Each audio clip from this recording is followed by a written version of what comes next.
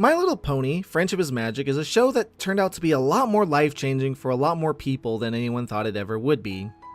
Even if you never saw anything My Little Pony related prior to Friendship is Magic, you were usually at least aware of its existence. It was the girls franchise to the boys Transformers franchise, and just one look at any of the toys laying around or even glancing at the commercials kinda told you everything you needed to know about the show. It looked like it was terrible, and from what I've heard from older fans, that seems to actually be true for Generations 3 and 3.5. I've heard Generations 1 and 2 of My Little Pony actually had redeemable factors to them, but I've never seen any of them, so I can't verify any of those opinions. There was a simple, sad truth to the state of affairs that were cartoons and media aimed at little girls, especially for us growing up as kids. Their shows were all about reinforcing the stereotype of being a girl, and often let the plot suffer for the sake of focusing more on being feminine.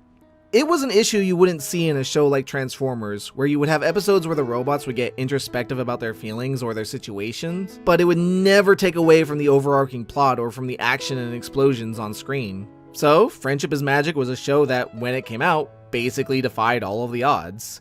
It was a cartoon aimed for girls that was set in a fantasy setting and used that setting to the benefit of its storytelling. It focused on its characters, who they were, and why they were the way they were. It showed that it was okay to be a girl and enjoy feminine things, but that this wasn't what solely defined what a girl was. A girl could fight, a girl could grow, a girl could be complex, a girl could be simple, a girl could be feminine, a girl could be masculine, a girl could be so many things and never take away from her identity as a girl. It was a simple message that honestly didn't just appeal to girls, it was a message that a lot of guys could take to heart as well. It wasn't just the quality of the show, but the lessons the show taught as well. It was genuinely a perfect storm. Friendship is Magic came out at the right time, in the right place, to the right audience, with the right writing. And all these factors combined caused a global phenomenon likely only surpassed by the likes of Pokemon Go. And it ended up being so much more than just a simple cartoon, because it meant so much to so many people. Simply by the show existing, hundreds of thousands of dollars were donated to charity. People suffering from mental illnesses had a new escape and reason to live. It inspired so many creative people to write and draw and animate and just be better people than they had been. And the morals it taught so many people to be better human beings. All for what should have just been any other ordinary Saturday morning cartoon. But eventually, the hype wore down and people started leaving the fandom. People stopped watching the show, and at one point they stopped doing so en masse. Time and time again, people would ask if the fandom was dying because so many people were leaving the fandom. It became harder and harder to find new people either enjoying the show alongside you or new people creating art for the fandom. And that's not to say new creators and new fans weren't being made, but it was clear to pretty much everyone that something had happened. Dwindling convention attendees, dwindling traffic on websites, dwindling views and comments on fandom works, dwindling chat rooms. Everywhere you looked, it was clear that people just weren't interested in the same way they had once been. Was this simply because of fandom fatigue? Was the show suffering from fatigue? Were other more pressing fandoms coming out to take fans away? Well, now that the show is over and we have the power of hindsight, let's look back on Friendship is Magic and see what changed about the show. And, just to be clear, everything I say here will either be an opinion or criticism of the show called My Little Pony: Friendship is Magic. These opinions are mine and mine alone, and are not meant to force you to change your opinion should you disagree with any of my opinions. Good? Good. Let's get started. Several fans will debate over what the best season of Friendship is Magic was, since everyone has different personal tastes of what they enjoy in a cartoon, and this makes sense. From my personal experience, I've seen most people claim that Season 2 was the best season of the show, where the show was not just at its highest peak in the fandom, but when the vast majority of the fandom flooded in to see this phenomenon of a show. But personally, I think Season 1 is what truly defined the show. Without Season 1, Season 2 would not have been as well received as it had been, or gotten so many people into the fandom.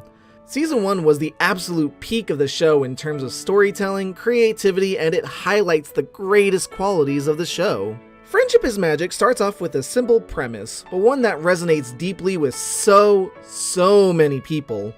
It starts with an introvert who has no friends and is socially awkward. And like many people who are socially awkward, she was snarky and sassy, especially at things that didn't make sense. Season 1 Twilight was sassy, and it was an endearing trait. It was something that so many of us could relate to, because we would see these utterly ridiculous and silly things going on in the show, and we would make a passing remark about them ourselves. Sometimes these remarks would be in our heads, but either way, Twilight would then vocalize those thoughts. When I was a little filly and the sun was going down. Tell me she's not. The darkness and the shadows, they would always make me frown. She is. This was an incredibly powerful tool to draw interest from the audience, an audience that was familiar with, even if just in passing, how awful and cliche the old show was and shows like it had been. How the focus on being feminine and friendly and doing ridiculous things had become the norm. Twilight walked in, was snarky to their faces about how stupid it all was, and then moved on. But at the same time, she wasn't an ass about it. She knew at least enough common courtesy to not create enemies, and she was sympathetic because her focus in the beginning was saving the world. And while she was completely serious about saving everyone, no one else around her was taking the threat of imminent danger seriously. Twilight Sparkle was the perfect protagonist for a reboot of the franchise, and one that was exactly what the show needed to garner the interest it developed initially. She defied the tropes and expectations that her predecessors had put in place for her and made the show relatable. Twilight Sparkle was the defining main character of the show, and the show hinged entirely on her growth as a character. She went from a grumpy sourpuss with a heart of gold to someone who had real friends for the first time in her life but had no idea how friendship worked. So she was tasked with learning about friendship. And every episode would be about Twilight growing as a character. She was in every episode, and even when the plot wasn't focused around her, she would see what happened to others and apply those lessons to her own life. Twilight's character over the first season was the strongest tie between the episodes and made us care about not just Twilight, but all of the characters. It created cohesion for the story that, even though you could watch any of the episodes in any order you wanted, you still felt that development shining through in Twilight's character. Her becoming a better friend was the epitome of what the show was all about. And this would all culminate in the true finale of Season 1, the battle against Discord. Yes, I know, Discord was pushed to be the season opener of Season 2, but he was supposed to be the finale for Season 1. The animation style and the writing all fit in with Season 1, not Season 2. So even if by all technicalities his episode is Season 2, I'm counting it as Season 1 for the sake of this video. It's a little pedantic and nitpicky, and by all means feel free to disagree, but this is how I feel about it.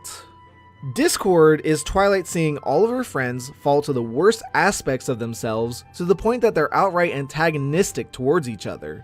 Everything she's learned about friendship is falling apart, and now it's up to her to try and fix it.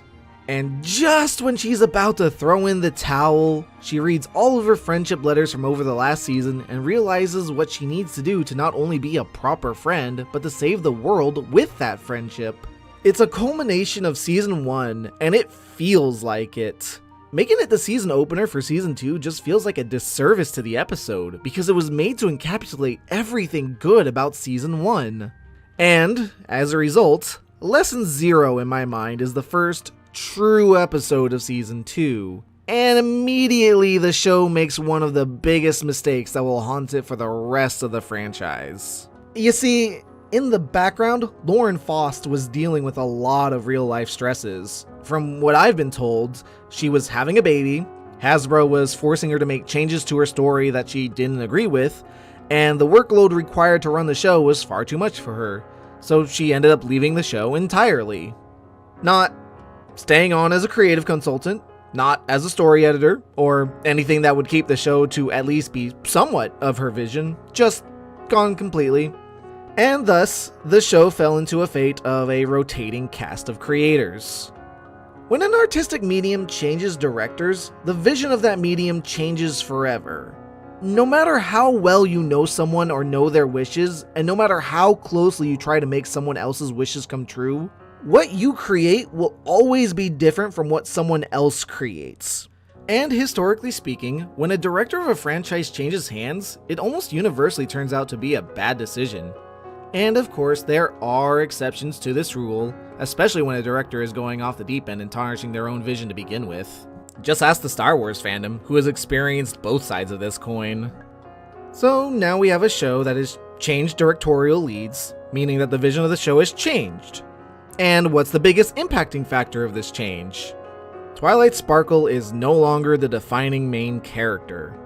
In fact, no one is the defining main character anymore. This means that character growth is forever all over the place. No one has a defining arc that culminates over the season to reach a big, satisfying conclusion anymore. No longer do we have Twilight learning what it means to be a friend over the course of a season to use that knowledge to take down her biggest opponent yet. Instead, we have a bunch of vignettes that can be interesting on their own, but don't amount to anything more down the road. If I had to guess, the intent was to give more creative freedom to the writers to allow them to write more types of episodes than just Twilight Learns a Lesson episodes. This would allow them to create episodes where Twilight's friends, and even other characters around Twilight, would learn lessons of friendship instead. And while this is sound in theory, it removes a lot of the limitations that come with writing a specific character arc over a season like Season 1 had done. And as any creator who's been in the industry long enough will tell you, limitations birth creativity. The moment you let people do whatever they want with whoever they want, things begin to get messy. You start to lose focus on what the point of the show was in the first place. You start having things like Lesson 0, where Twilight terrorizes the town just to learn a friendship lesson, or Mysterious Ne'er-Do-Well, where Dash is punished by her friends for being a hero, or A Friend Indeed, where Pinkie harasses a grumpy old man until he's forced to have a change of heart about her, or It's About Time, where Twilight goes insane trying to prevent an easily preventable future. Season 2 had a lot of fantastic episodes, and actually has my all-time favorite episode of the entire franchise, Hurricane Fluttershy. From beginning to end, Hurricane Fluttershy is my example of what every episode of the show should have strived to be. There's a simple, if not relatable, problem that the character is dealing with. Things grow more complicated as they struggle with that problem. Their friends are supportive and encouraging, but not pushy and forceful about the problem. And Twilight is a minor character who learns something new about friendship that helps her character continue to grow throughout the season. But Season 2 also had a lot of problematic episodes that, even this early on, began to show the series fraying at the edges from the change of direction. Mysterious Ne'er-Do-Well was, for the longest time, the most hated Rainbow Dash episode in the show, and I imagine it's still up there for a lot of people with just how terribly it gets its lesson across. And when you compare how many episodes from Season 2 got negative reactions from people, compared to how many episodes in Season 1 do, it's almost night and day. Season 1 had some of the most iconic moments in the entire franchise. It had the characters all acting reasonably, intelligently, but without immediately fixing the problems they encountered. It had them all behaving believably and seriously, while still allowing for the characters to create the comedy they were going for. There was very little, if any at all, outrage for the way the characters behaved because everything followed a simple and easy logic and made sense. Season 2 started having the characters genuinely fall into insanity or have them acting in a way that basic logic would have dictated was not the right way to handle things. Lesson 0 could have had Twilight having her anxiety and panic attacks over her lessons without reducing her to casting a spell on the town to torment the townsfolk and been an excellent lesson about not stressing so hard on your lessons. Mysterious Ne'er-Do-Well would have worked so much better if they had played up more how Dash's cocky ego was starting to put people in danger, while having Twilight try to explain to her why this is a bad thing. You could still have Ne'er-Do-Well saving people, and then have Twilight try to explain the differences to Dash, and if Dash continued to be stubborn, it would lead into the reveal that it was Dash's friends saving people, to show her that you should save people for the sake of saving people, not because it boosts your ego. When you focus too much on your own pride, you let people get hurt and forget what it means to be a hero.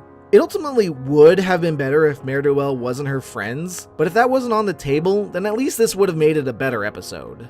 A Friend Indeed should have had Pinkie listen to Twilight's advice about leaving Cranky alone.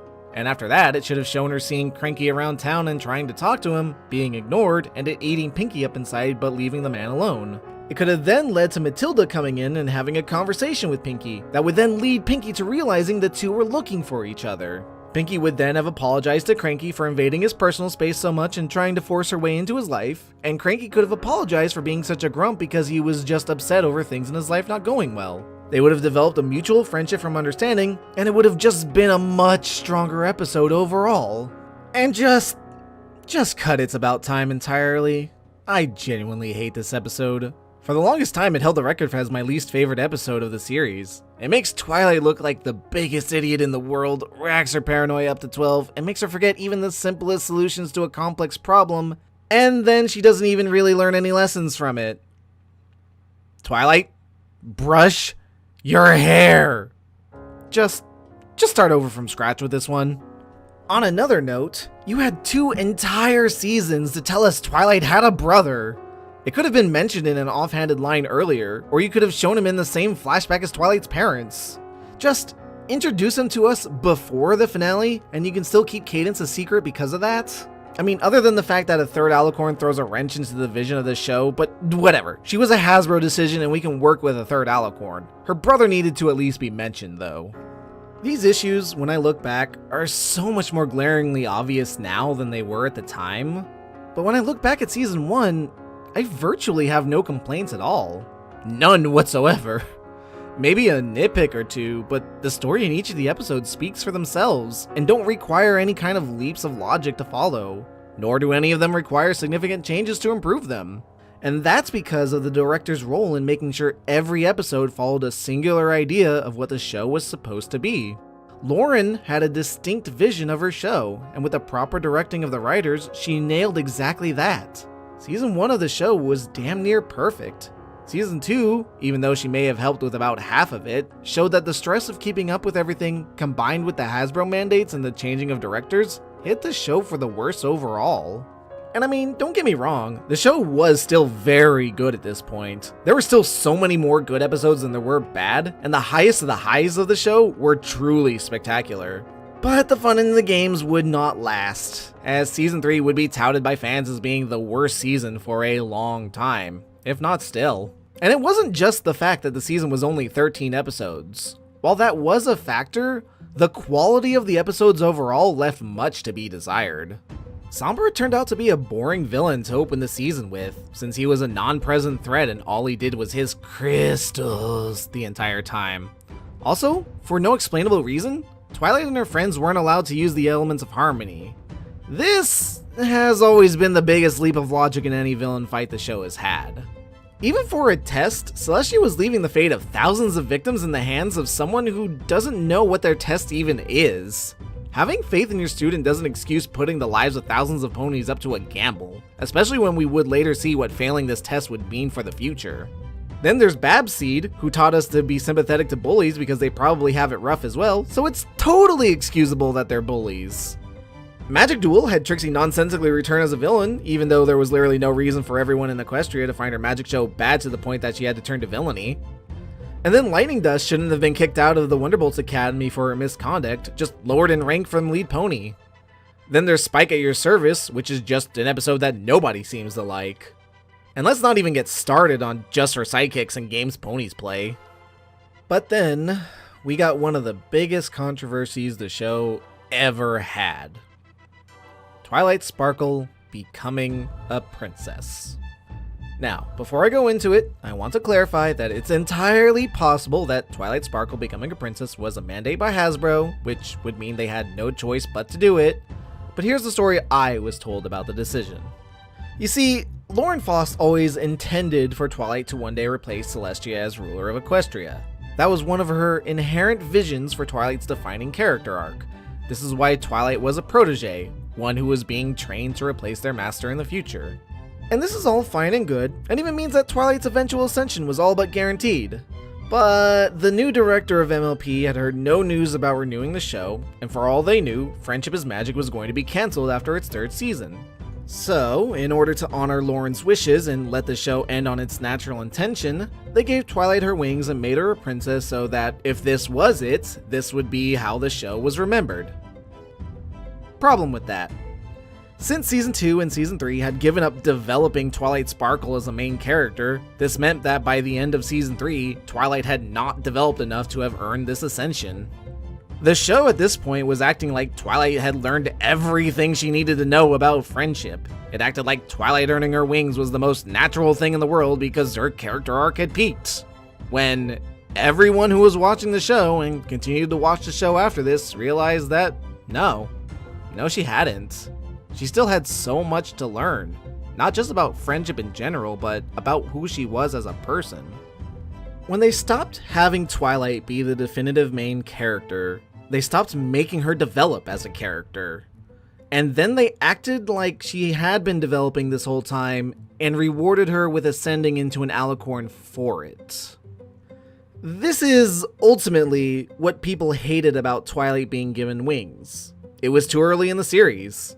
Even if season 3 was the end of Friendship is Magic, if Magical Mystery Cure was the end of the series, it should have ended with Twilight solving the problem of her friends swapping cutie marks and finishing Star Swirl's spell. That's it. No wings, no princesshood, just Twilight and her friends showing that their differences make them stronger, because they lean on each other for friendship. But she does get her wings, and literally no one can explain why she got her wings. As it was so elegantly stated, Twilight can write a spell like it's nobody's business. That's pretty much how she got to become a princess in Equestria. Technically, I helped finish a spell, and there was a little more to it than that, Spike. No, there really wasn't. You fixed a spell, then your friends killed you, and you were revived as an alicorn. It doesn't make any sense, and it was far too soon for you to make this leap. You know what would have maybe done a better job of explaining why Twilight became an alicorn? That movie they were making at the same time, which was the reason season 3 was 13 episodes to begin with.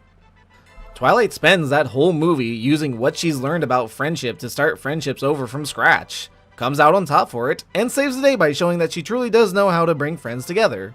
And from that, the power of her element could have granted her wings. Or, even better idea, Twilight is a unicorn for all of season 4, she'd get all the alicorn magic, would still fight Tyrek, and would still give up that power to save her friends. Then, the box that they've been building up to all season, instead of granting random rainbow Deus Ex Machina powers that come out of nowhere and are never explained or referenced again, and also have hideous designs, Twilight becomes an alicorn, is granted a castle, and with the power of her friends behind her as an alicorn, she is able to defeat Tyrek. It's honestly such a simple, small fix, and all it would have required is to not end season 3 with alicorn Twilight. Now, as I said, it's possible that Alicorn Twilight was a mandate by Hasbro, which means offering a solution is much harder. If they really had no choice but to do this, then I can honestly say they probably did do the best with the situation given to them. I can't really think of a simple or easy solution that would have fixed this if that was the case. The best I could say is to just rewrite season 3 from scratch to have the entire season be an arc leading up to Twilight ascending, instead of having whatever Spike at your service was. But personally, my biggest problem with Princess Twilight is simply the fact that the moment Twilight got her wings, she lost all of the sass and snark that made her memorable. I'm being serious. The sassy, snarky girl from season 1 and 2 was, with the flip of a switch, replaced with a girl who was always upbeat and happy and willing to do anything for anyone if it meant fixing a friendship problem. And while this isn't necessarily a bad thing for her character, it took away everything that made her relatable. It took her from being one of my favorite characters of the cast to someone whose design I enjoyed, but just kind of went through the motions of watching her solve problems. After this, never again will she question something that sounds ludicrous or outrageous. Never again will she snark or snap at a situation that should have an easy solution. No longer will she stare dumbfounded at people for being stupid. No longer will she question if it's the right time for a song or not. Twilight was never the same, and I still miss my sassy librarian. Now, I'm not going to go over every episode of every season, as that would infinitely extend how long this video is, and it's already going to be long enough as it is. I'm just going to focus on the main episodes of contention that caused the biggest outcries, either from myself or from the community. I will say that season 4 was a good season. Much like season 2, it had plenty of good and perfectly fine episodes. It also had its fair share of poor or bad episodes that really only needed minor tweaks to fix, but the show hadn't truly dug itself into a ditch yet. It was just the same fraying of the edges that could be seen from season 2, but it never stooped as low as season 3 had. But I would be remiss if I didn't at least mention that around this time, there was drama popping up around the fandom. It had reached such a critical mass that it was finally starting to turn in on itself. A big problem of it was the simple call out and cancel culture going on at the time. If you weren't pure enough, or if you weren't interested in improving yourself, then someone was going to call you out and want you removed from the fandom. It got to the point where a lot of artists and content creators simply didn't feel it was worth keeping up with the drama. I'm not here to call out names or specific dramas myself, but it was a troubling time for the fandom. Not only was the show starting to lower in quality with decisions that most creators could fix with just a few tweaks, even if they were mandates by Hasbro, but the fandom felt like it was growing more toxic. It would eventually even out, but so many creators dropped everything about the show completely. Artists wholesale deleted every pony art piece they ever created, blogs, fanfics, you name it. Gone. So not only were they leaving the fandom, they were taking everything with them. It was a bad time for the community and the show, and Season 5 would be the season that cemented that fact. Season 5 was, for the lack of a better term, boring. The first half of the season was better than the second half, but there were just so many moments that aren't memorable or worth remembering. Tanks for the Memories stands out as probably being one of the best analogies for dealing with pets passing away, and I know a lot of people like Slice of Life, but it's such a 50-50 episode on whether you liked it or not. Are you super into the fandom and all the content and memes it generates? You'll probably love it. Don't? It's kind of a weird mishmash episode that doesn't really age super well. I probably fall somewhere in the middle, but it's just very incoherent in its direction. Then there's the Yaks. The less said about them, the better. And then there's Amending Fences. Oh man, is there Amending Fences. Moondancer is probably the single most unsympathetic character ever written in the entire history of the show. At least for me, anyway. Here, let me propose a simple question to you. You're having a birthday party and you invite 5 friends over. 4 of those friends show up eager and excited for your party. They've brought gifts and are looking forward to having fun with you. They want to share your food, play games, make it a real party. They adore you as their friend. The 5th friend moved out of town and has a new group of friends. Do you A, be sad the 5th friend left town, but enjoy your party with your friends anyway and be happy for the friends you still have? Or B, cancel the party and go into isolation, deserting all of your friends equally and become a sheltered hermit who hates friends? If you genuinely chose B, please seek therapy if you're not already.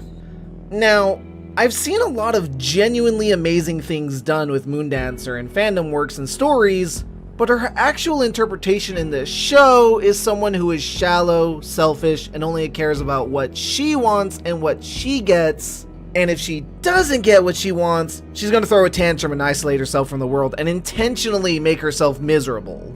She's a wholly unsympathetic character, with the intent being that she was supposed to be sympathetic. And while on an initial viewing you might feel that way, upon rewatches it becomes so incredibly obvious that she's just selfish. But let's talk about my biggest sticking point about Season 5, and something that was as devastating a decision for the show as a rotating cast of creators was. Season 5 is when they gave up caring about the design of the show. And nowhere is this more obvious than Crusaders of the Lost Mark. I rewatched the episode at least once for the sake of this review, and I swear, the show just gave up trying at that point. Every single song in that episode sounds exactly the same to me, like they're just one big run-on song.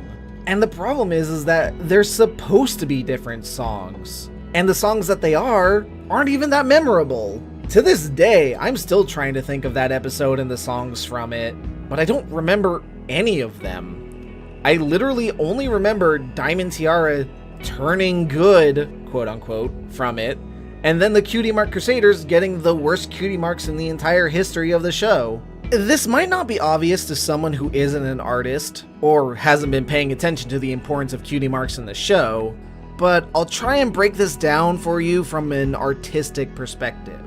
First of all, the reason they chose the colors for the shield itself is because it's one color from each of the girls' hair. The problem with this is that these colors were not meant to be used in each other's design. These colors clash with their aesthetics and make for an incredibly messy design. The shield looks best on Sweetie Belle since the stripes look closest to her colors, but the light pink looks terrible on Apple Bloom and Scootaloo, and the dark red does not fit Scootaloo at all.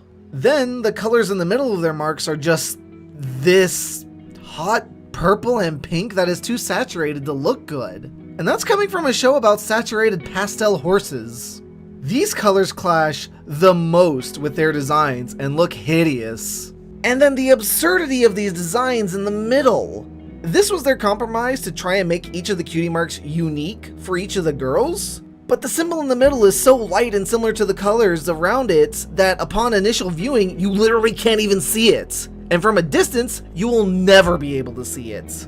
If one thing on these cutie marks should have been a matching color to the girls, it should have been these. And now, here are some simple modifications that other fans did, credits on screen, and one I made myself for each of the girls.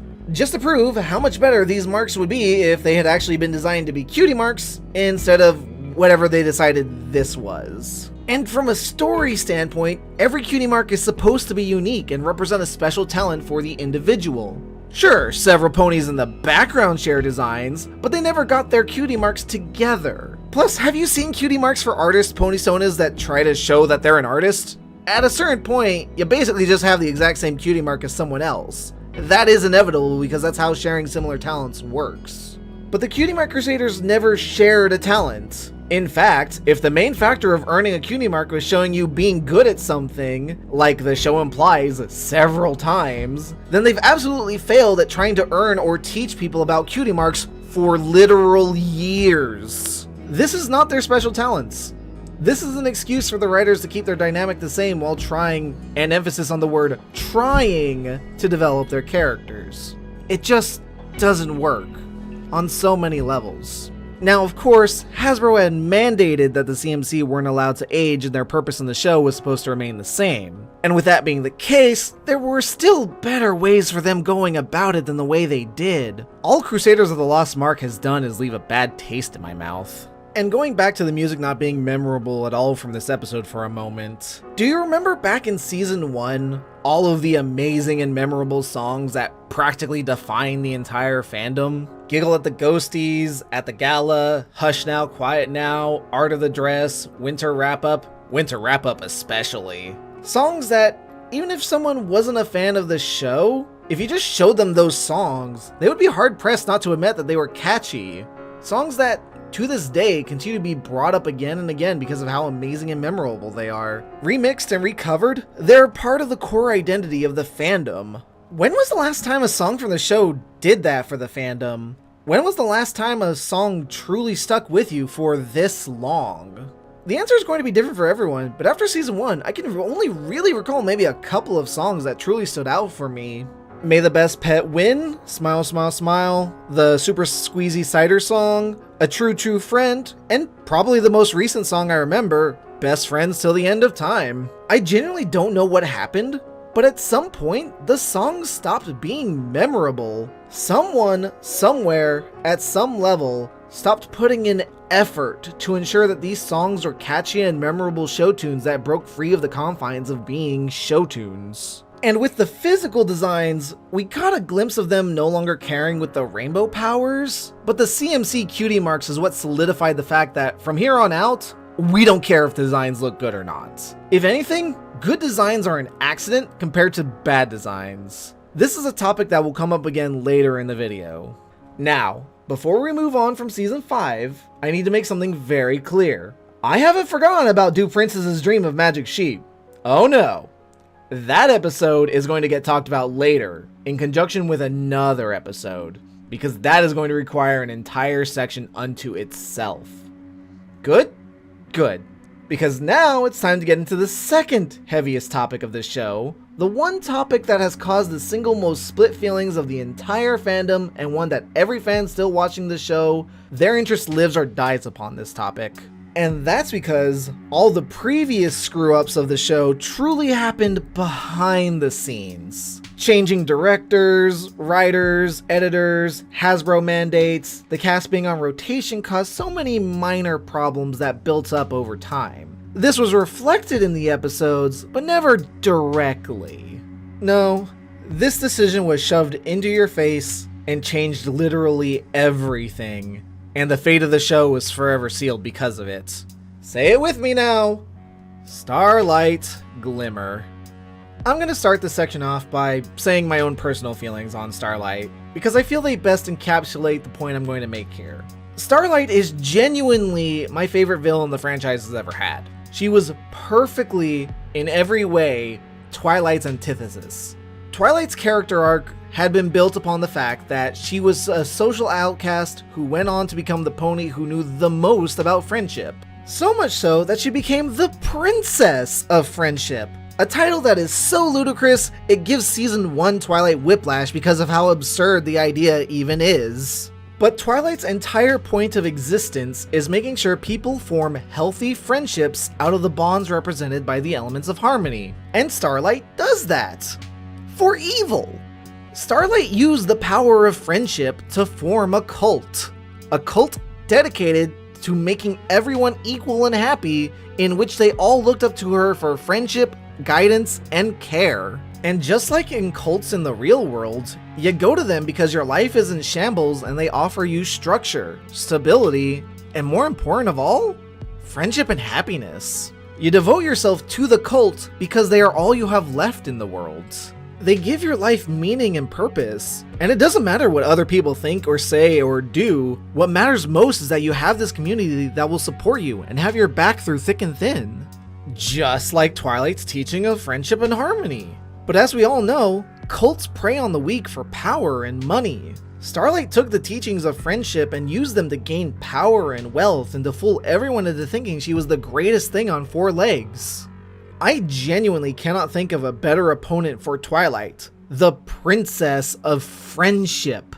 And then, on top of that, Starlight is the only villain in the entire show that actually wins.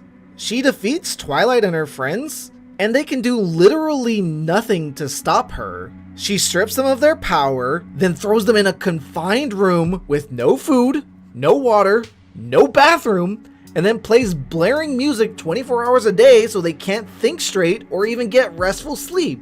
Also that they either emotionally and mentally break down and beg Starlight for forgiveness, or they die.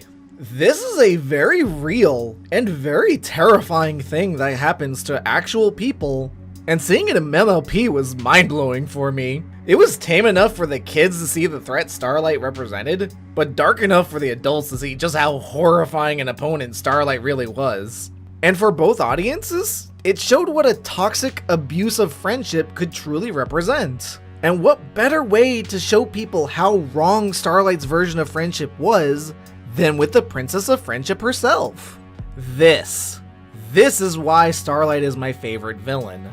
She perfectly represents the themes of the show and how even things that are good can be twisted to be evil and how to avoid and defeat those notions. It was the perfect opportunity to help Twilight's character grow, to make her challenge everything she knew about friendship and keep her growth as a character. Because even when you think you've learned everything, you realize that you haven't, because the world is so vast that you literally can't learn everything. And I mean, I still don't like the idea that this random unicorn we've never met is more powerful than Twilight Sparkle, a mare whose entire special talent is magic itself and is the wielder of the element of magic and is the future ruler of the country. Would she really be outclassed in magic by some country bumpkin who simply read a bunch of books and that somehow qualifies her to be more powerful? But I hoped and prayed when I saw this fantastic villain that they would have her be this amazing reoccurring villain that kept showing Twilight new ways of twisting friendship to be toxic and her having to save ponies with real friendship. And we almost got that. One of my favorite scenes from the finale of Season 5, when Starlight is trying to destroy Twilight's friendships, is the scene where she goes over to Fluttershy's bullies and talks to them. Through the power of friendship, she convinces the bullies to be nice and to be friends with Fluttershy. And Twilight Sparkle, knowing that doing so will destroy her future, has to stop Starlight from making people be friends. It's a moment of utter brilliance that goes by in the blink of an eye. A moment that emphasizes exactly what I love about Starlight as a villain. The level of manipulation and cunning strategy that goes into weaponizing friendship against the Princess of Friendship. She was perfect for this role as a villain because all of her values of friendships were toxic and evil. So we should totally make someone whose values of friendship are incredibly toxic and evil a main character and friend of the main 6, right? Right? If you ever wondered why at some point people kept yelling about not redeeming MLP's villains, Starlight Glimmer is the prime example of why you shouldn't redeem everyone. Her abilities as a villain were perfect for the show, and the fact she was such a perfect contrast to Twilight made her an excellent foe to fight. Making her a friend meant that she was going to end up bringing all those toxic values of friendship she had grown up with to Twilight's friend group, and was now going to start subjugating Twilight and her friends to those values. It doesn't help that she has the worst backstory of any villain in the history of forever. Even villains that are evil for the sake of being evil have better backstories than she does, and that doesn't even count as a backstory. Oh, woe is me, my friend left me when I was a kid, so I decided to become an evil dictator who starts a cult and locks ponies into a sensory deprivation chamber until they either are mentally broken or starve to death. Feel bad for me. Like, I love you for how evil you are, but chill out, woman, Jesus. A friend leaving is not that big of a deal. You somehow managed to make yourself look worse than Moondancer.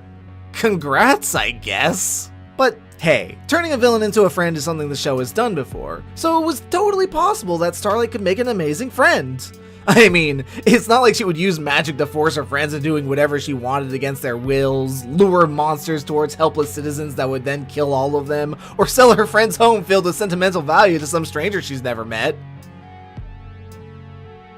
If there's one thing Starlight fans have gotten sick of hearing, it's how toxic and bad Starlight Glimmer is.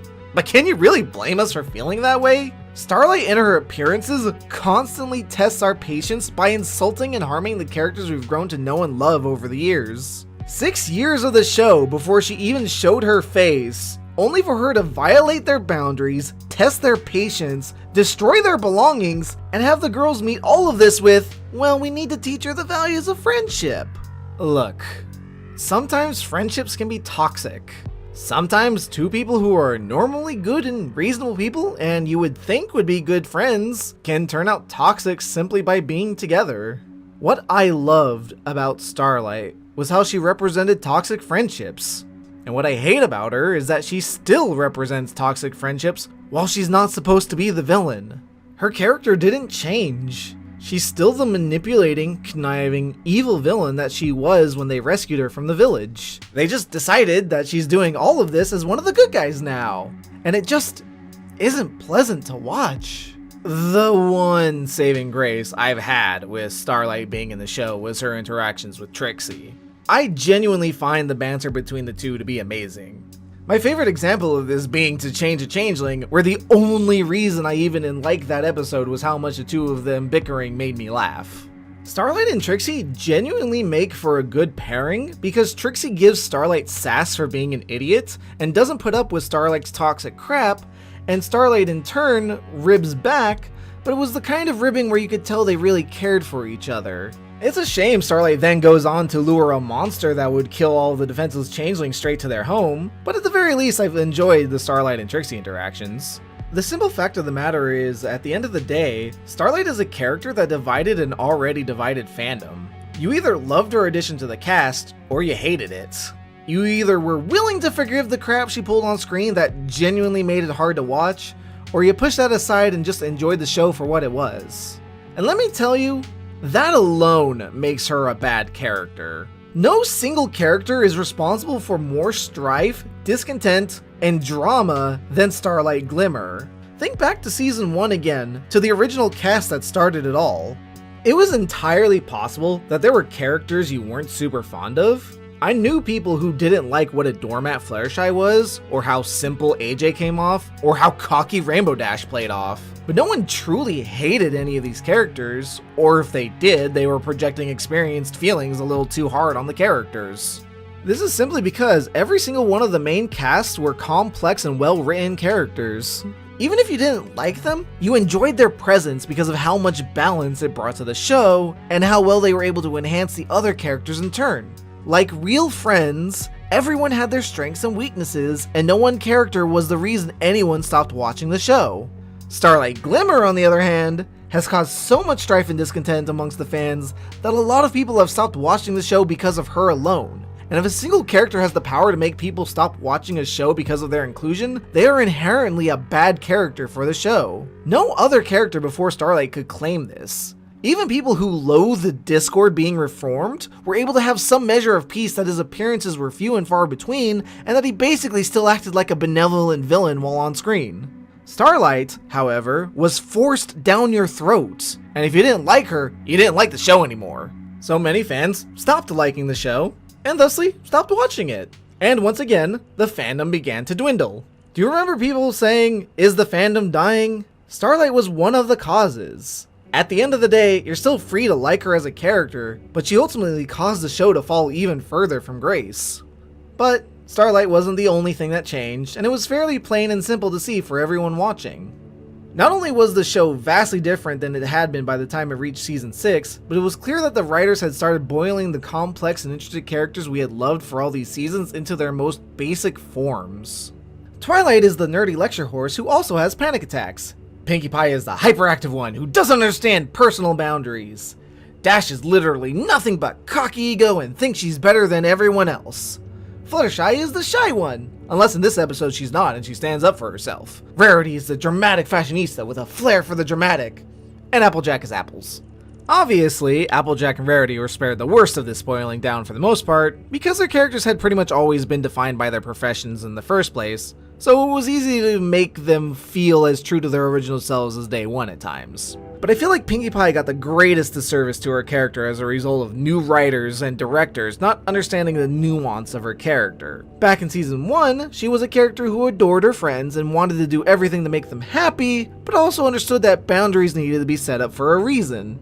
No episode exemplified this better than Griffin the Brush Off, where Pinkie enjoyed pulling pranks around town with Rainbow Dash. Everyone had a good laugh, and when Rainbow Dash wanted to prank Fluttershy, Pinkie turned down the opportunity because Fluttershy was so sensitive that it would upset her feelings. She wanted everyone to have fun and would never do something that would actively terrorize or harm her friends. You'd be there on stage, basking in the hooflights, the center of attention, a shining star, with every pony staring at you, judging you, jealously noting how they could be way better than you. Why wasn't it them? Why wasn't it them? And then, when you choke, they'll turn on you, becoming a seething, angry mob, and you'll be horribly humiliated, never able to show your face in Ponyville again! Oh, wait a minute! What's that? It's a rock shaped like Lyra heartstrings! Total rock!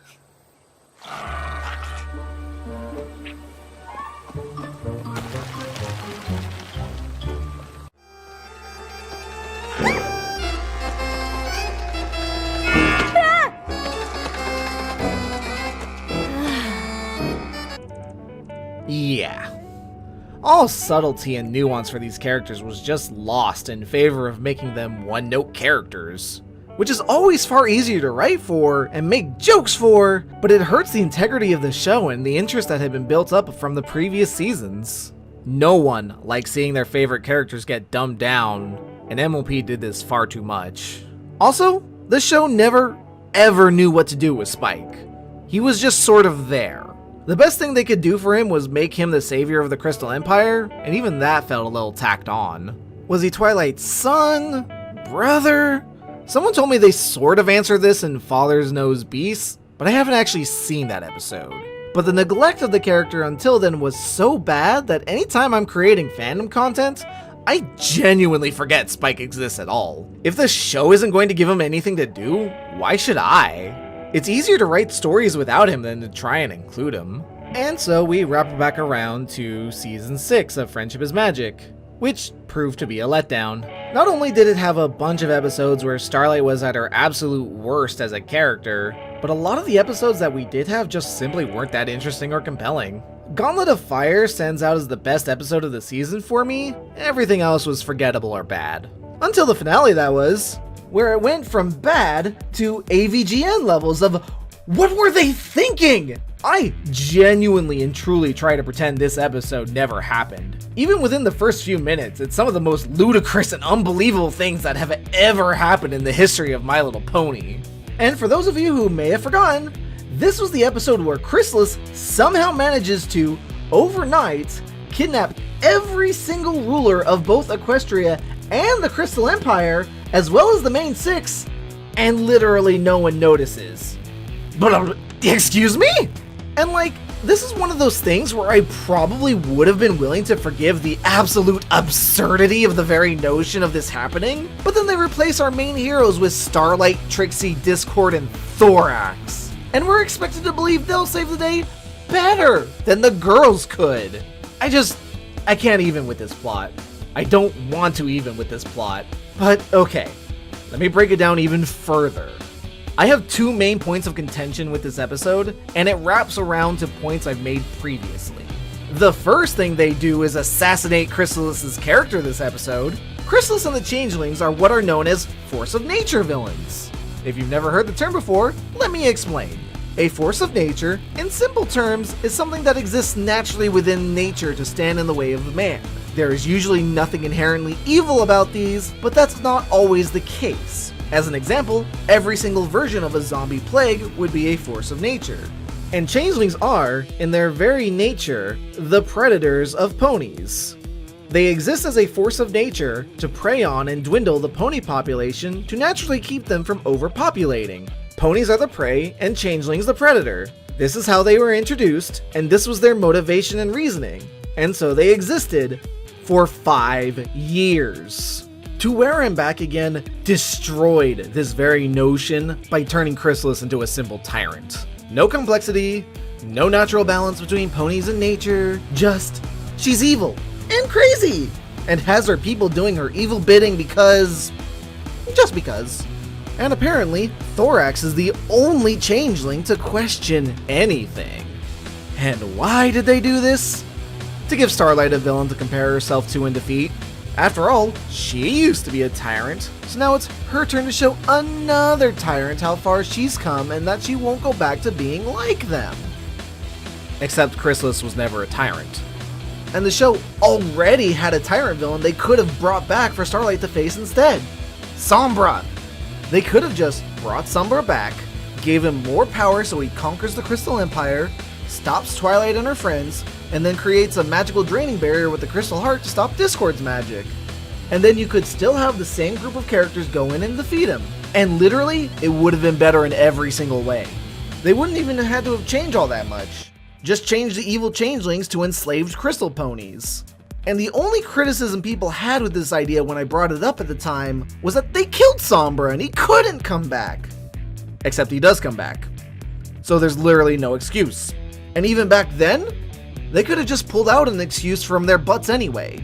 They destroyed the credibility and functionality of one of FIM's best villains for Starlight Glimmer, and there was absolutely no reason they had to do that. Has it been mentioned before why people don't like Starlight Glimmer? But this wasn't the worst decision they made. Oh no, far from it. The worst decision was this.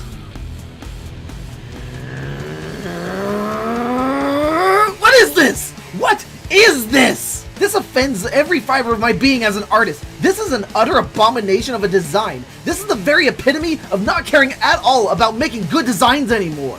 More than anything, this is why I try to pretend this episode doesn't exist. As someone who loved this show for so long, this was a punch to the gut I didn't need, and I still hate that I have to sit here and explain why this is a bad idea. The colors are too bright, the colors don't match, the colors aren't complementary, the design is just awful, their eyes are soulless, the horns don't look good on their head, just everything about this design is wrong. Who approved this? Who thought this was a good idea? Who let this get to the animators, let it be animated? And that's not even getting into the absurdity of how this even happens. Apparently, all changelings needed to do was eat love from each other and everything is fine. Excuse me? Then why were they villains in the first place? There's literally zero consequences to eating love. None whatsoever. Then why were the ponies afraid of them? Why weren't ponies welcoming these creatures in and saying, sure, eating love causes no harm, so why don't you eat to your heart's content?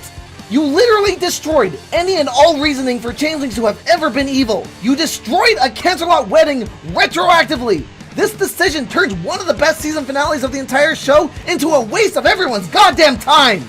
I can't even with this character assassination. Not just Chrysalis, but all of the changelings. And that's not even me getting into how this makes changelings perpetual motion devices because they generate their own food source and then consume it to maintain themselves. How does that even work? It's basically like having an entire race that just happens to exist as cold fusion engines. Everything about this episode is wrong. There's not a single redeemable thing about it from beginning to end.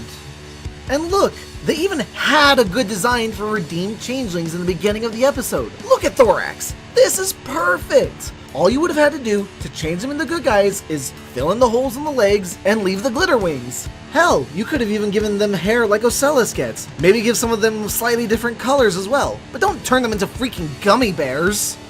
To Where and Back Again is one of the biggest examples of just how far Friendship is Magic had fallen in terms of storytelling. For a moment, let's go back to the first episode and compare Nightmare Moon's downfall to this. When you really break it down, Nightmare Moon's plan to stop the girls is incredibly silly. It goes from dropping the girls off of a cliff, effective for the non-Pegasi, and dropping a monster in their path, to making spooky trees appear, upsetting a sea serpent, and trying to get Rainbow Dash to abandon her friends. The worst thing Nightmare Moon seemingly does is banish Celestia and make it night for longer than it should have been. But at no point do you really question the leaps in logic taking place. You understand what's going on, it's simple to follow, and any lapses in logic are generally snarked away by Twilight herself.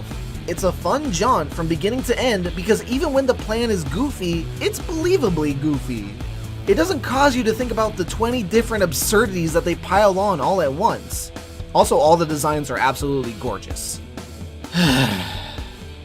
So, with all that said about Season 6, I was expecting Season 7 to be another bad season. And while a lot of the episodes weren't perfect, I was pleasantly surprised to find that a lot of them were really fun to watch. I even found myself finally starting to like Starlight in this season. It was like the writers had finally found their footing with her and were starting to understand her dynamic within the show. A shame they forgot that dynamic in the next season, but whatever. Easily my favorite episode of this season was A Royal Problem.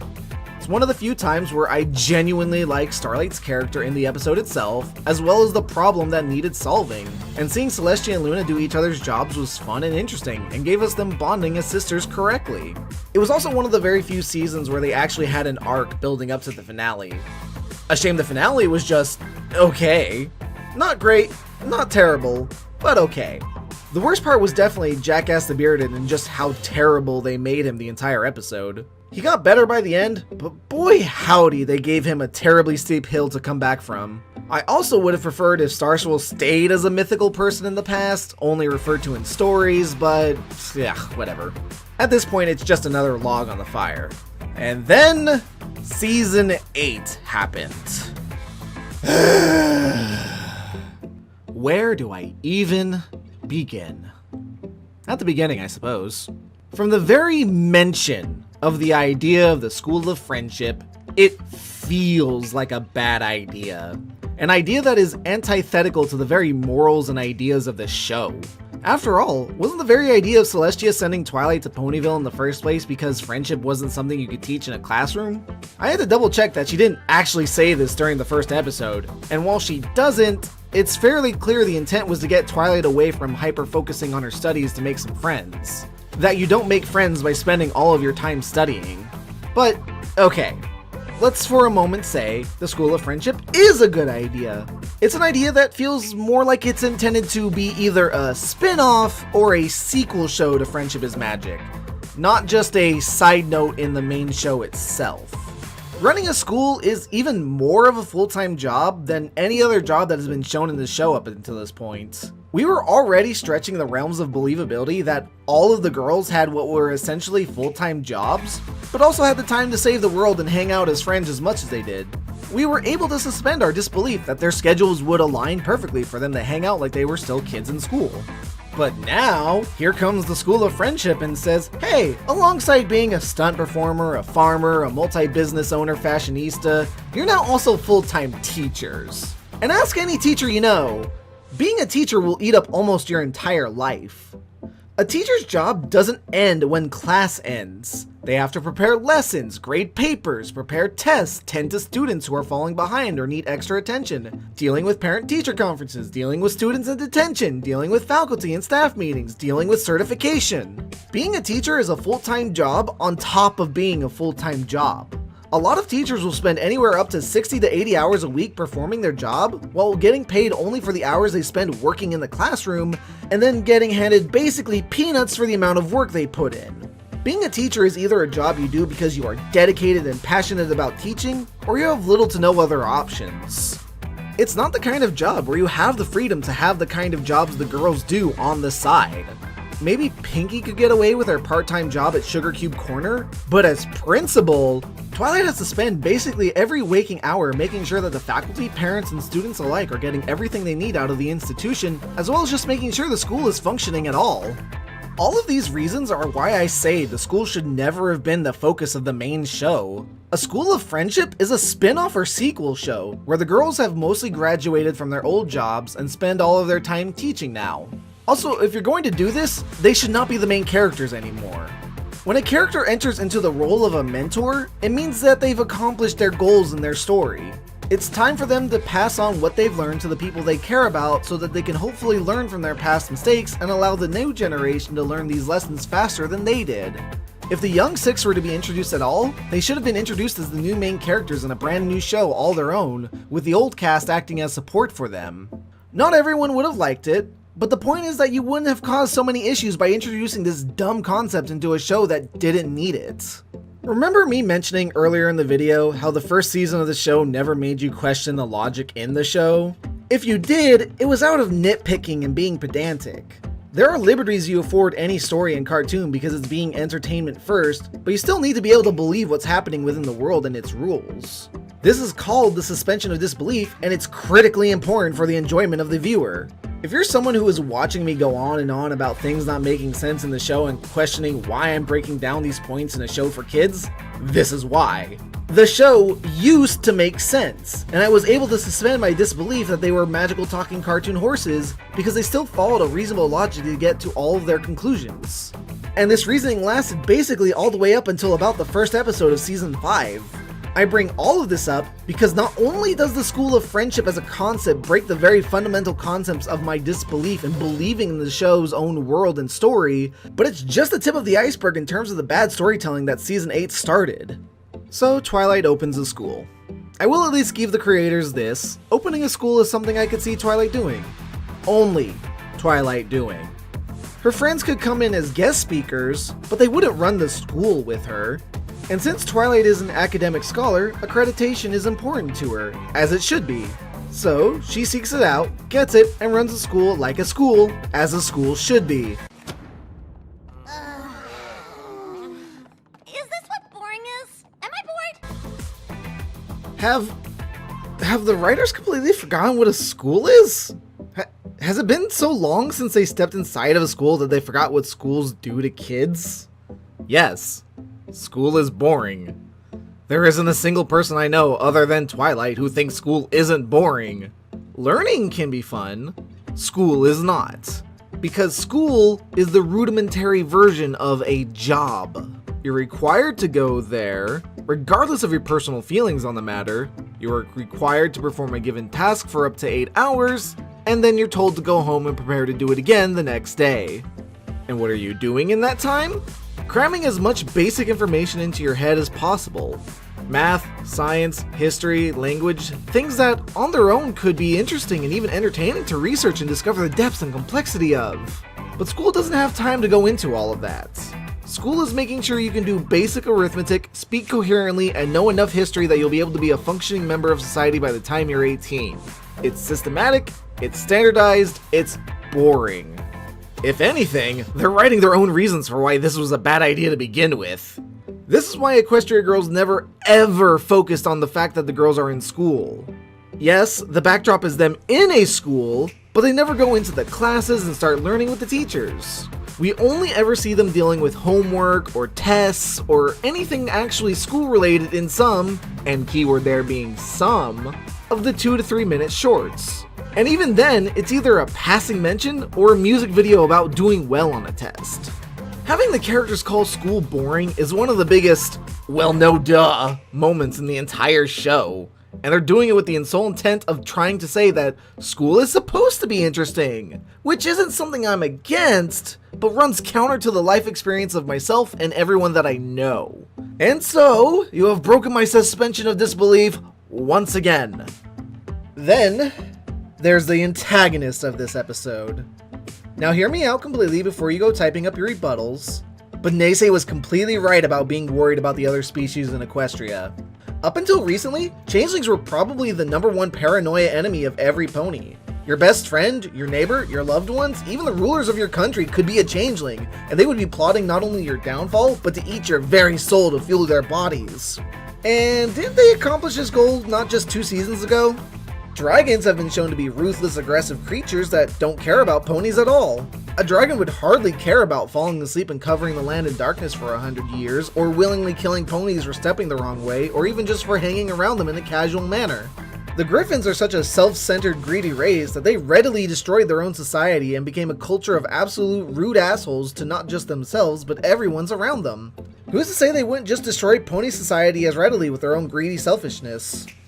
The Yaks were literally willing to go to war over the most minor of infractions against their species, and were reckless and destructive of everything the ponies tried to offer them as a peace offering.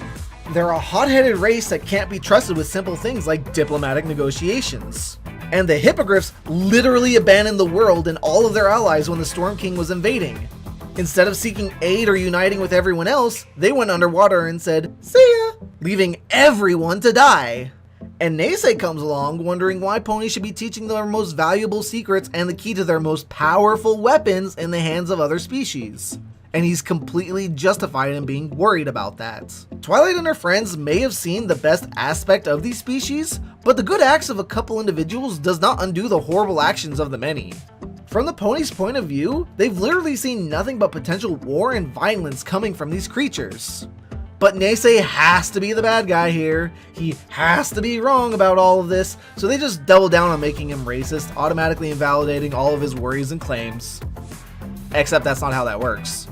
You don't make someone who is right wrong by making them racist.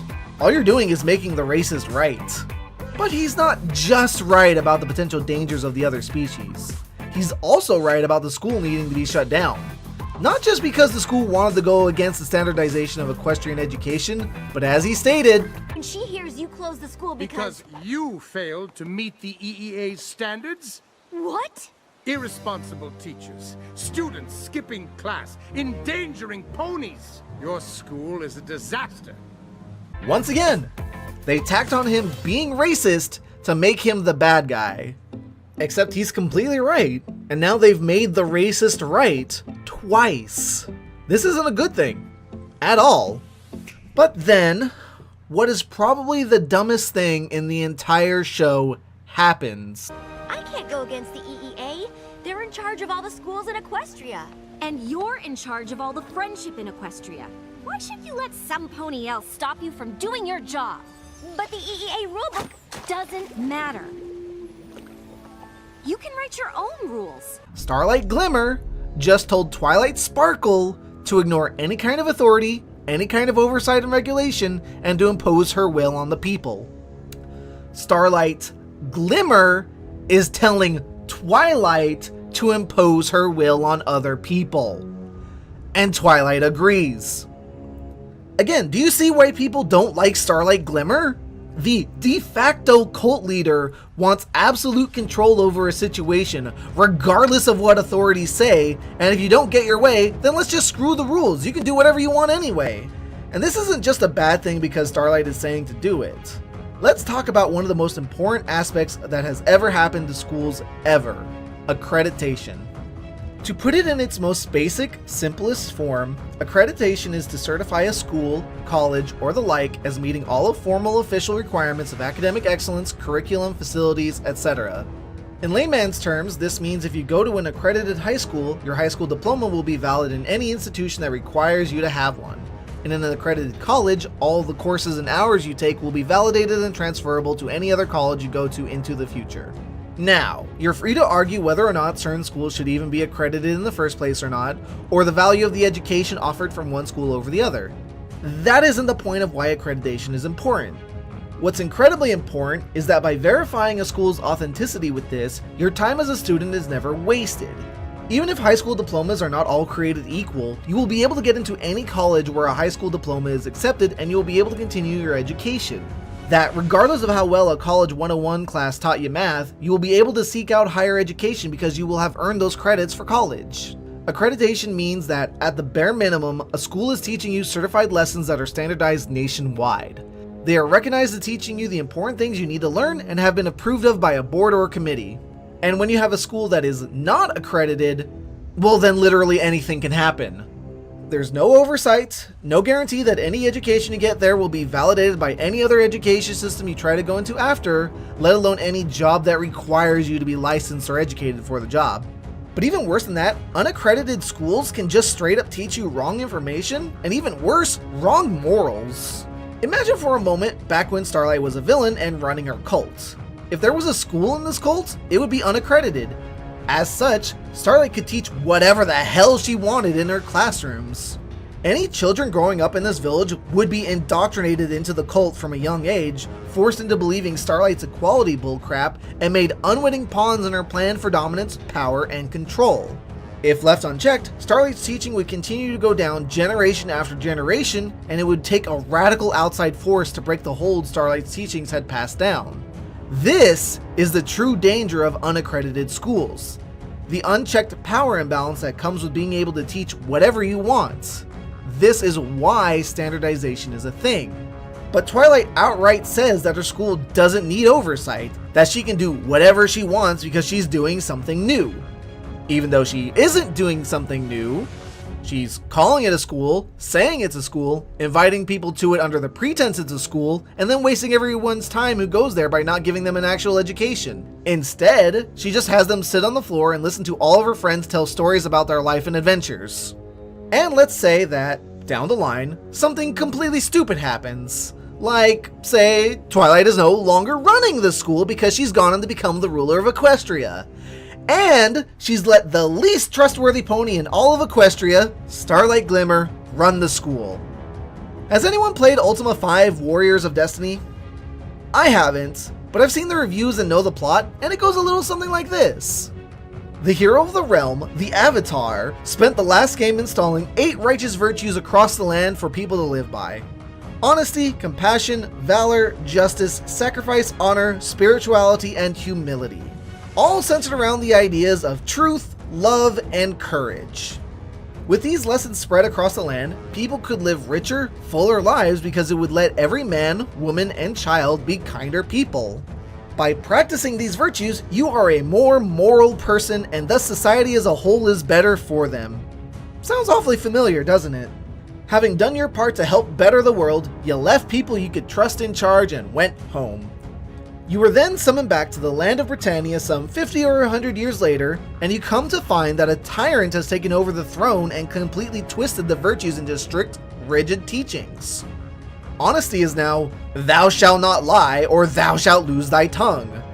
Sacrifice is now, thou shalt donate half thy income to charity, or thou shalt have no income.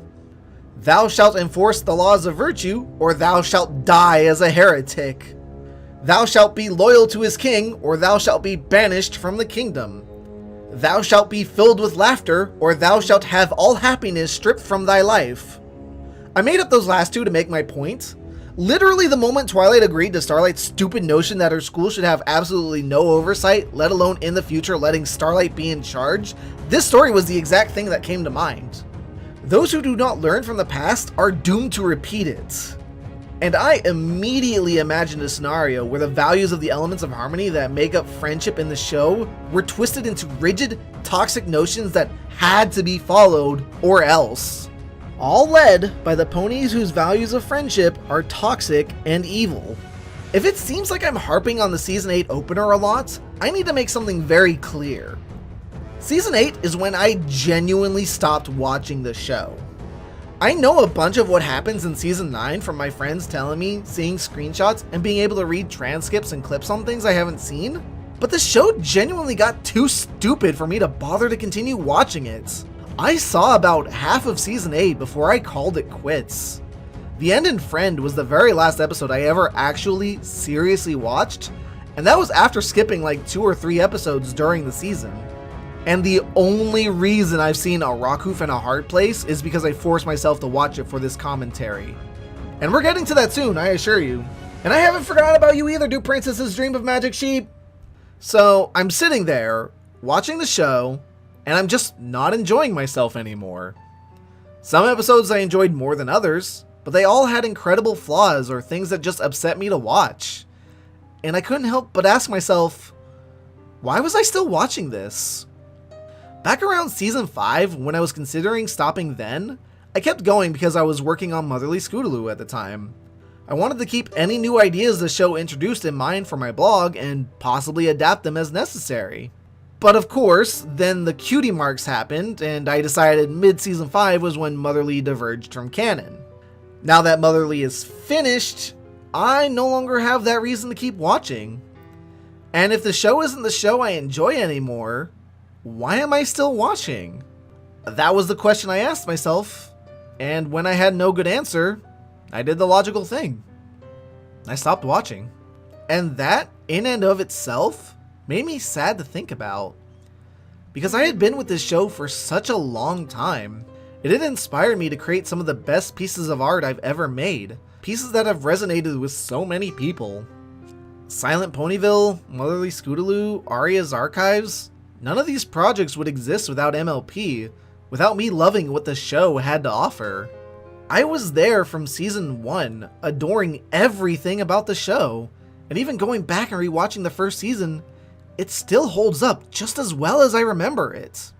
Everything I used to love and adore about the show is still there, and it became clear that the later seasons lost sight of what I loved about them, and that the show had changed, and it had changed for the worst. And nowhere was this more apparent than in A Rockhoof and a Hard Place. Oh, there's no need, lass. I already know what I want to do next. Really? What? I heard there's a statue spell that sends creatures into stone sleep. I want you to cast it. On me.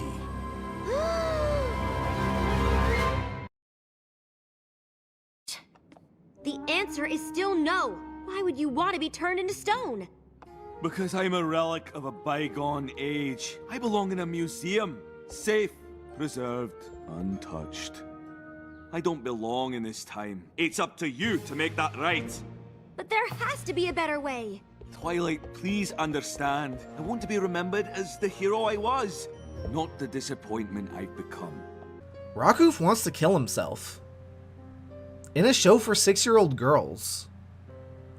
I do not think it's possible for me to properly express the levels of disappointment and frustration I feel knowing that this exists openly in the world. And I've had people argue with me that this isn't an allegory for suicide because turning to stone is temporary. It can be undone. Discord came back from being turned to stone after all, and so has Twilight. Except, listen to his exact words. Twilight, please understand. I want to be remembered as the hero I was, not the disappointment I've become. If these words don't strike a chord within you, then you've never been depressed or suicidal before. And that's perfectly fine. Honestly, it's better that way. But for those of us that have, for those of us that see where Rockhoof is, it's a moment that just strikes such a chord that it leaves you feeling hollow inside. And then Twilight agrees to do it. You're not really gonna turn him to stone, are you? Only because it's temporary. Death isn't temporary. And in this allegory of Rockhoof being suicidal, it shouldn't be treated as such. This is an allegory in the same way that Tanks for All the Memories is about a pet passing away, but doesn't actually kill off Tank. Rockhoof wants to die, so he'll be remembered. It doesn't matter if he actually will die or not. The intent is that everyone he knows and loves will see that he's gone and remember him for the pony he was. Immediately, this goes into the territory of, this moral is too important for you to brush it aside or not spend the necessary time to address it. Rockhoof doesn't need a single instance of people coming up to him and telling him, hey, don't kill yourself, we love you. He needs a support group. He needs therapy. possibly even medication. He needs rehabilitation. Yes, when you're depressed or suicidal, it is important to have people there who love and care about you, and being reminded of that can help. But let me tell you, when you're in that dark place, when things are that lonely and miserable, sometimes it doesn't matter. Logic doesn't mean anything to depression. It forces you to think about everything from the worst possible scenario, and then it convinces yourself that it's true. If you're this far gone, it's entirely possible that people simply telling you that they love you starts to go numb. What you need is not just for people to tell you that they love you, you need to see that in their actions. Depression can make you try to run away from them, to make you not be a bother to people, to isolate yourself so you minimize your impact on the world. And just having someone say, "I love you," can help, but it's almost never enough. And it puts all of the emotional burden on the people reaching out to you, and your own mind fights against that. People have asked me before why I write stories where my characters end up miserable, or depressed, or in impossible situations. After all, why can't I just let my characters be happy? And oftentimes, this is why. I've grown up dealing with depression my whole life, battling on my own and finding my own ways to cope with it. I've had friends, I've had loved ones, I've had escapes, and coping mechanisms. The only thing I've never done personally is medication, but I've known people who will testify just how much they've helped. And the stories I want to tell have a simple premise. There's always a light at the end of the tunnel. For me and my stories, it doesn't matter how bad things get in the moment, how awful things seem, how everything seems impossible and there's no way to come back and win from this situation. Except there always is. There's always a goal for you to reach, and as long as you keep making one step forward, as long as you keep moving forward, you're going to make progress towards that destination. And then when you do reach that light, you'll appreciate what you have so much more because you pulled yourself out of the darkness to achieve it. And this is what episodes like A Rockoof in a Hard Place and Do Princess's Dream of Magic Sheep fail to accomplish. They don't show you how to actually improve your mental health. They don't teach you how to cope or how to be introspective or how to seek out help when you need it. They simply deal with the trauma that occurs and then fix it with a band-aid patch of having people close to them tell them they love them. Luna self-harms. She outright says this to the main six. What was a perfectly fine episode about dealing with some mini eldritch horror was a lesson about not causing self-harm because people love you. It could not have missed the point of self-harm any harder if it tried. Most of the time, self-harm isn't about punishing yourself or being suicidal. It's about feeling something you normally wouldn't otherwise feel. Self-harm has a lot of stigmas built around it, especially by the media that try to portray it as an edgy emo thing to do, and that people doing it were just looking for attention, or to play up how dark they were. Except real self-harm is a lot more serious than that. Real self-harm is private, hidden, not meant to be seen, and only meant to be known by the person who did it. And they do it to feel pain. They do it to feel that slight bit of pleasure that comes from the healing of a wound. They do it because they feel like they have nowhere else to turn. They do it just to feel like they exist. And the show treats self-harm and suicide like the only thing they need to heal is for someone to love them. I can assure you, most people who self-harm or are suicidal have people that love them. That doesn't stop this from happening. Do Princess's Dream of Magic Sheep nearly made me stop watching the show entirely. Before that episode, my least favorite episode was It's About Time. And I didn't like that episode because it felt like Twilight had 20 different ways to solve her time loop problem without being an idiot about it. But I would take 1,000,000 It's About Time episodes than to have another Do Princess's Dream of Magic Sheep or A Rockoof in a Hard Place. Because the show doesn't understand how to handle these topics. It doesn't understand how to teach or show proper healing or what is needed to deal with these subjects. And if you don't know how to, or you don't have the time to, then don't have the episodes be about that. Teach a different lesson. Do Princess's Dream of Magic Sheep could have just been about the girls dealing with the Tantabists and encouraging Luna to have the power to stop it without involving self-harm at all. A Rockoof in a Hard Place could have just had Rockoof go into self-imposed exile in the woods instead of killing himself. And then the moral of people going to him and asking him to come back would have been fine and appropriate. They didn't either, and I wish they never had. When I was visiting a friend of mine, it happened to be during the Season 9 opener, so I did watch that even though I never finished Season 8. And that was the last episode I ever watched. It was fine. Enjoyable for what it was, but I knew that the show was no longer what I thought it should have been or what I was interested in. I heard a lot of people love Sounds of Silence, but I was done. And I hear that Season 9 has actually been overall okay and a decent watch. I really don't care. And then there's the epilogue of the show, which is just... The only thing I want to keep from the epilogue is Cheese Pie and Little Cheese. She's adorable, and I genuinely ship Pinkie Pie with Cheese Sandwich from his first appearance, so it was nice to see them get together. Though Little Cheese totally needs a new coat of paint, so she's not just a Fluttershy recolor. Oh, and I never got into Cozy Glow, but long story short, she's like an 8-year-old child that they literally banished to hell, then turned to stone? We have correctional facilities for children for a reason, and out of all the villains they should have reformed, the actual child should have been one of the only ones guaranteed a spot on that list. But whatever, this video has gone on long enough, so let's get into the final wrap-up. There was a reason I enjoyed MLP to begin with. It was wonderfully written, had an amazing art style, characters I could relate to or enjoy, and passion put into it that I hadn't seen in another cartoon in a long time. It went on to do amazing things, reach so many people, and do so many good things for the world. And for me personally, it spawned my favorite part of the entire franchise, Equestria Girls. Yeah, if you were wondering why I never touched upon Equestria Girls, it's because I love everything about it with all my heart and soul. And there's a very good chance I'll end up making a video all about that, because I absolutely adore these horse girls and I need the world to know it. And really, there's no doubt that MLP's legacy is going to be felt for years to come. It was such a cultural phenomenon and reached so many people that there's little doubt in my mind that people will be making references to it or using it as inspiration for stories for years to come.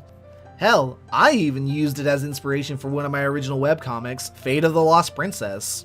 And the lessons I learned from updating Motherly Scootaloo on a regular basis have helped me keep my webcomic on a regular schedule as well now. So while MLP had a tremendous fall from grace and led to some of the most questionable and asinine decisions in its history, it will forever be remembered as something truly incredible and unique, something that meant so much to so many people, and that can never be taken away from the show. And even when there are things you don't like about the show, or you stopped watching the show for the content it created, there's still so much good fandom content out there.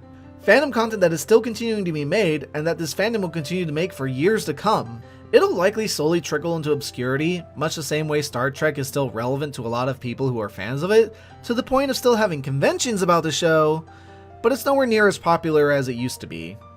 And I feel that will be the case for Friendship is Magic. Generation 5 of My Little Pony is right around the corner, and a lot of people I know will be giving it a chance. I know there's a distinct possibility I will, though I'm uncertain of if I will or not just yet. Time will tell, I need to see more about it. And if you're still here at the end of the video, then I appreciate you putting up with all my ramblings and looking back on all of Friendship is Magic with me. I know not everyone is going to agree with every opinion I said in this video, but hopefully I explained myself well enough that you at least understand where I'm coming from. And if you can't agree at all and think the show was the best it's ever been by Season 9, then honestly, more power to you, my friend. Opinions at the end of the day are just that, opinions. I'm not here to tell you you're wrong for enjoying something I didn't, or hating the things I enjoyed, and vice versa. If anything, I hope that any of my criticisms or deconstructions of the show will inform your own writing in the future, and you'll be able to be a better writer or artist for them. If there was one thing you should all carry away from this show, it's that one should live a life where they can be honest, kind, generous, loyal, and sprinkle it all with a bit of laughter. Because if you do, then who knows? Maybe a little bit of magic will reveal itself to you. If you enjoyed this video, consider following me on Twitter and keeping up with my webcomics. Right now I'm focusing on Fate of the Lost Princess, link in the description. And if you feel so inclined, would like to see more of these videos, or want to support my comics, then consider contributing a few dollars to my Patreon. I wouldn't be here today if not for my absolutely wonderful patrons and everything they do for me. My biggest thank you and shoutouts to Neon Burst, John Doe, Jamie Lockport, and Solarin Lunatia.